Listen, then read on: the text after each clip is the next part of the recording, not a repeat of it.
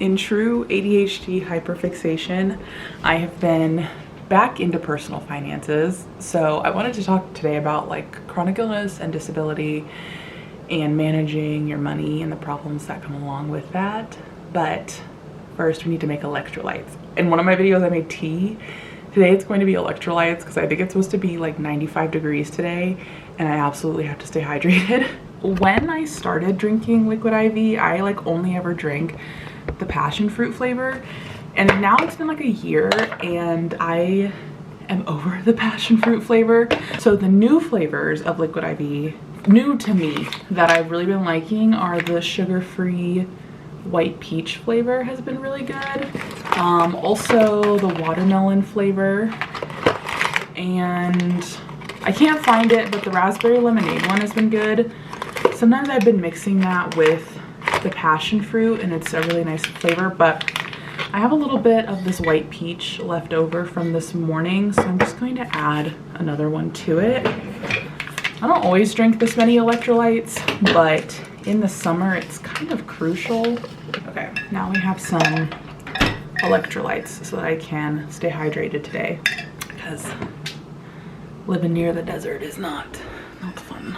I have been in a little bit of a flare recently, probably because of the heat, probably because I just have been a little bit more stressed than usual with work. But I got started with a new physical therapist yesterday, and it's actually my first time ever doing physical therapy. And for the first time, I don't have this like upper back pain. I don't know what she did, but whatever she did, I'm going to continue doing. Because it feels great to not have that pain. I haven't been making videos the past few weeks because I've just been really fatigued and in pain, and the brain fog has also been so intense, and it's been making life hard because I can't really take off of work, as I'm sure a lot of people can resonate with. That whole process has just been making me think about money and disability and chronic illness, and I have been, like I said, in my like hyperfixation around money mode and just wanting to make sound financial decisions for myself and think about my future. I filmed this video about a week and a half ago, and I wanted to come in and also talk about just like how expensive things are in general. And my getting back into personal finance is partly because I enjoy it and it's kind of exciting to me, but also out of necessity. I think a lot of people are and have been struggling with inflation and the lack of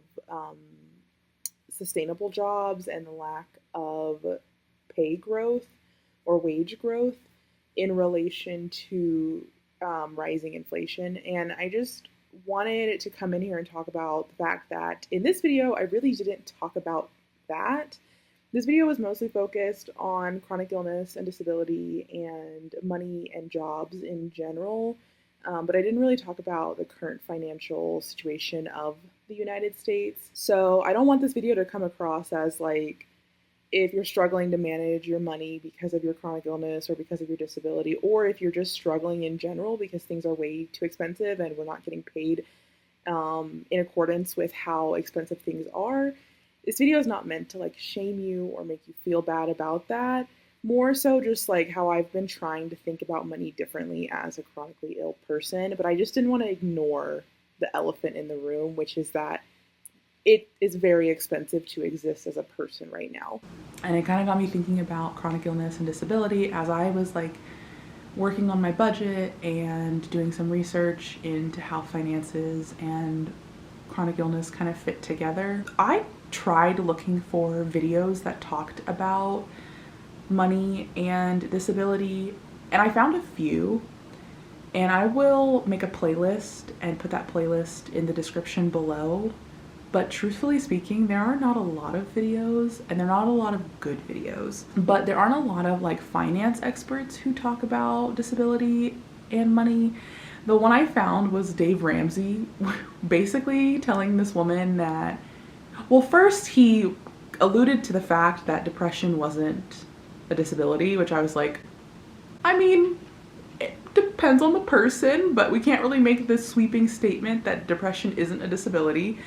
And then he basically told her to like go back to work. And I was like, I don't know about that, man. So there's just not a ton of like sound finance experts who I feel like understand how hard it can be to manage money and work while you're chronically ill.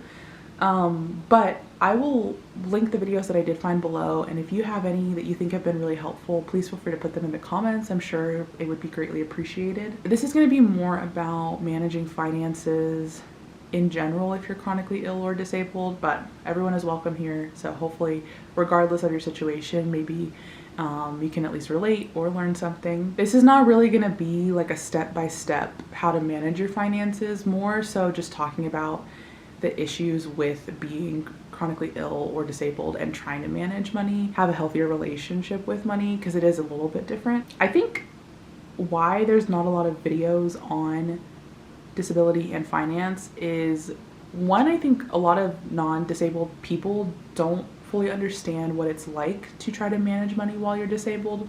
Disabled people typically have higher expenses just to maintain the same amount or the same standard of living as a non-disabled person. We have to pay for medication, treatment, accommodations. We're also typically paid less on average because of our disability. It's a lot harder to like climb the corporate ladder if you're disabled, specifically if your disability limits your ability to work. And I also think a lot of people who don't understand chronic illness or disability think that a lot of us have this like quote unquote victim mindset, and I think they perceive us sharing our experiences and being like, hey, this is really difficult for me, as complaining. Especially if you live in like an American society, I think it can feel like you're just not trying hard enough or you're just not putting in enough effort. At least I know for myself, I'm like, I could put in 120% effort, which one is not healthy, but also it might not look like that to somebody else. It might look like I'm putting in 70% because I have to put in a lot more effort to achieve the same results. And I also move a lot slower too, which isn't very favorable in a lot of workplaces. So on the topic of work, I can work. I have the ability to work. It's just very difficult. So then I'm kind of like, can I work? A lot of us have the ability to go to work. A lot of us want to work. A lot of us could work. But then we have a lot of these considerations that we have to make. So for people who have a lot of fatigue, it's like, I want to work, but working is very hard. Or like in working a 9-to-5 or a 40-hour work week, I end up having a really bad flare, which then kind of renders me incapable of working. So it's this like cyclical thing that happens that I think is really hard to understand if you haven't experienced it. There are a lot of people who don't understand what it's like to try to manage an illness and also manage a job, also manage a home, manage a family. It's a lot of pressure on one person to have all of those things figured out.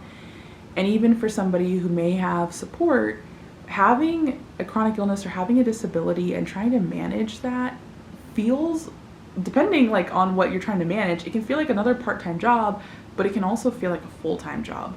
I would say like managing my ADHD now is like nothing in comparison to managing my Ehlers-Danlos. And a lot of that has to do with the fact that I've known I have had ADHD for several years, and I've deconstructed a lot of my beliefs about what my ADHD means. And so it's a lot easier for me to manage my ADHD, whereas like the Ehlers-Danlos is relatively new, the diagnosis is new, and I'm still trying to figure out what works for me and what doesn't. So I'm putting in a lot more mental effort to try to figure that out. The traditional 9-to-5, or like for a wage worker, somebody who works, 30 to 40 hours a week, they're difficult because there's only so much time that you can take off with a traditional job, like a 9-to-5 or a wage job where you're working like a set amount of hours per week. It's really hard to take off of work, either because you have to like accrue PTO, or if you take a certain amount of unpaid time off, you could potentially lose your job. But it's hard to know when you're gonna need to take time off of work. I have an idea of what flares my chronic illness, but I don't always know when a flare is going to happen. If I go and try to hike 6 miles, I can pretty much guarantee tomorrow I'm going to be sick. But like even yesterday when I went to physical therapy and I kind of moved my body in a way that it wasn't used to being moved, I woke up and I was like, I'm kind of in like a mini flare. It's not too bad, but I can't always plan for when things are going to happen. And I think that that's pretty consistent among a lot of people with chronic illness, is like we have an idea of what might flare, but we also can't say for certain.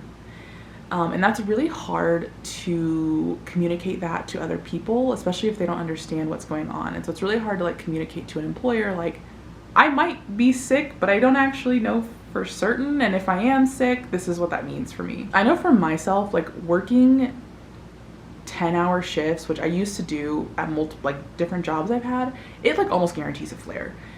But the problem is like you have to keep working. So it's like you flare up, but you have to keep going to work, which just continues to make it worse. And if you don't have time off, there's only so much you can do. And like even if you do have time off, most of us have a very finite amount of time off that we can take before it starts impacting our ability to keep that job. Also, at least in this society, like if you want to like progress in your career and you want to get promotions and you want to start making more money, having a poor attendance record is not really great for that. Like even if I feel like you aren't able to attend work as much as your colleagues because of your chronic illness, that it can almost like put the idea in your employer's head that you're not serious about your job, and it can impact your ability to kind of move up. That's not a definitive statement. I mean, I'm sure that there are people who have done that, but I do feel like not being able to attend work or having to take breaks at work or just not being able to give the same amount of energy as your coworkers might impact your ability to move up in whatever job you're in, and that impacts your pay as well. I work for myself. I'm a full-time pet sitter, and that helps because I have a lot of control and autonomy over my schedule, and also I'm not really answering to any one person. If I want to get paid more, I can just increase my rates and get paid more that way. I don't really have to like prove to a boss that I'm worthy of getting paid more. I have clients, and like obviously depending on my performance, they can choose to like hire me again or not. But I'm at the point where like I have, my income is solely based on clients I've already worked with. So it's obvious that I've indicated to them that I can do this job. But with that, I think there's also some cons of working for yourself. So I think working for yourself is a great way to go about managing finances if you are chronically ill, because you can have a little bit more control.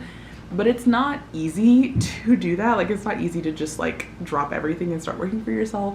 I recognize that it's not something that really anybody can do overnight. But there are cons to it, such as like my payments can be really volatile. Like I could have a really good month and then the next month could be really rough if I just don't book enough people. I have to pay out of pocket for private health insurance. I pay all of my own taxes, and I still wouldn't go back to a traditional job. For me, the pros of working for myself outweigh the cons. So that's kind of on the topic of work, which I think obviously does play into money, but specifically talking about money, I have kind of always seen money as a means to survive, quite literally. I used to think that it was because of how I was raised around money. I see money as a means to survive and not necessarily to thrive. And I do think that that is a component of it. If you're raised lower income, money is how you survive. It's not really like, oh, we have all this extra money to go do all of these things. It's kind of just like, well, we have money to pay the bills and that's about it. And now I'm realizing it's partly that, but it's also partly because money does pay for my health. It pays for my health insurance, it pays for my treatments, it pays for my medication. And that's true for anyone, but when you have more appointments that you have to go to, you have more expensive treatments, you have more medication that you're on, I think the stakes are a lot higher. I used to think that I was like just too attached to money, that I was too like obsessed with it and too vain. And what I realized is like I actually was spending a lot more money just managing my health because I had to. So I was thinking about money a lot more because it was a like bigger picture for me. Everyone thinks about money because they have to consider housing and food and things that they need to survive. And health is included in that. But for a healthy person, that might mean more of just like proactive checkups and just making sure everything's okay. Whereas when you're disabled or you're chronically ill, it's more of that like reactive, where it's like, okay, there's another thing that's wrong. I need to go to the doctor and figure this out, or I need to start this new treatment so that I can feel better, or I need to get on this new medication. And what I realize is it's not so much that I want money just for the sake of having money, but because money is a means to my livelihood. And I've been trying to like restructure my relationship with money so that it's not so intense and dire. And I'm in a position where I feel like I make just enough money to have a little bit of wiggle room. And so I'm trying to take advantage of that right now and create as much security for myself should something happen in the future. Because with being self-employed, like you never know when you're gonna wake up and you don't have a job anymore. And I guess that's true for everyone. But I just feel like it's a lot more volatile, especially like in a gig economy. I've been trying to like save and invest more so that I have more of a security blanket, and also just thinking about my future in general. But also, people say like save and invest for your future. I also think when you're chronically ill or disabled, you also have to save for like the right now. Like when I say future, I'm not thinking about like 20 years down the road. I'm thinking like a few months down the road. If I get super sick and I have to stop working, I need to have some type of means to be able to support myself financially. I think that that's a mindset that a lot of people might benefit from, is understanding that their health can decline at any point. And I think when you're already sick, you're so much more aware of that, and you're so much more aware of the fact that like your chronic illness could just get progressively worse, or it could get very like quickly worse overnight. On the topic of money, I also have a pretty significant amount of student loan debt, and I've been making a plan for how I want to pay that off. I want to pay off my car before I start paying off my student loans, just so I can have like less loans to worry about. So I'm kind of taking this time to make a plan for how I'm going to address that. But I'm not going to be somebody who gets out of debt quickly. And that's something that I've had a really big mindset shift around. Is I think when you're sick, it's going to take a lot longer to achieve the same goals that somebody who's not sick might be able to do.